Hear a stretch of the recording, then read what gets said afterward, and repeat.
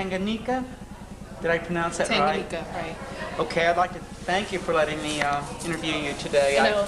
I was really excited in seeing Caught Up, but more than being caught up in the play, I'd like to be caught up a little bit in your life first. And I'd like to find out what first brought your interest to theater in the first place. How old were you when you first did your first play? Okay, first I started off as an actress at the age of 5.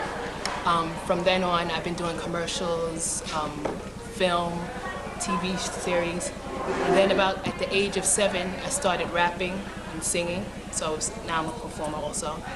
And at the age of 16, that's when I decided that I wanted to become a writer. So now I'm a writer. And what kind of writer are you? What kind of writer?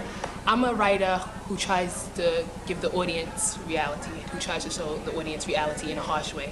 I like to bring drama to the audience so that they know where I'm coming from. And if we don't get this done today, that it could be as bad as it is on stage. Why was it necessary? I like what you said in a harsh way, because you're talking about the reality as the world really is. Does that come from life experience? It just comes from reading, or what? I could say it comes from life experience, but not so much on life experience. It's basically what I want. I want the world, I want everybody to be equal. This is what I want. And so it's basically, you could say it's from life experience. Where did you grow up at? I grew up in New York. In New York? What part of New York? Queens? Did you grow up in an upper middle class family or middle class Middle family? class. Middle class? What kind of high schools did you go to? Predominantly white. Predominantly white. How did you feel about that? I mean, did you feel like in any way, any sense alienated from your own culture, or what? No, because I know who I am. As long as I know who I am. I noticed in your play, Caught Up, that most of these were of, you're talking about working class origins of whites and blacks. And I noticed even a girl there, I noticed she was probably Jewish, and then I noticed someone that looked Italian. So I noticed that the origins were not middle class. They were about ordinary, hard-working people. Ordinary, hard-working people who just got caught up into listening to what society was putting into their heads. I think us, I would say young adults and young teens, a lot of the older adults like to put their ideas on us. And because they like to do that, we follow what they think, that we follow what they think we should be like. So I'm trying to, tell the young teens, young adults, children, don't follow that negativity. And to be positive about life as much as one can. Right. I did notice some historical allusion. I don't know if you did it consciously or unconsciously. It's a very serious question to ask you.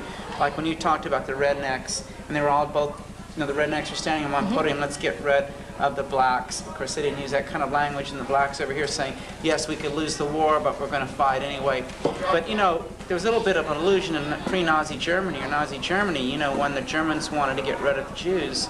And I felt that illusion there, too, when the whites were talking about getting rid of the black population in any way possible. Was that an unconscious or a conscious effect? To tell you the truth, that was very unconscious. It was very unconscious. But I'm going to tell you one thing. Each and every scene, each and every person could get something different out of it.